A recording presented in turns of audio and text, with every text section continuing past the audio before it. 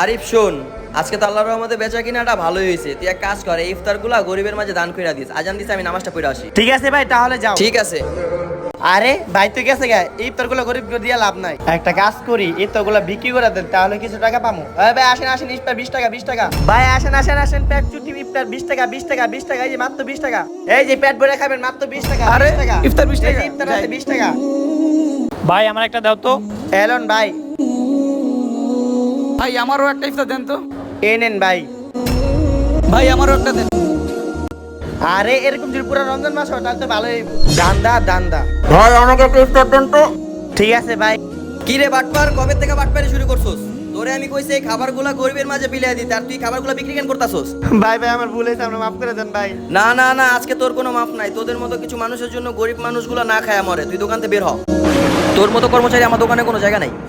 যা দোকান থেকে, আর দোকানের সামনে আসবি না। এই রমজান মাসে কে কয়টা রোজা রাখছেন কমেন্টে জানাবেন। ভিডিও ভালো লাগলে শেয়ার করে দিবেন।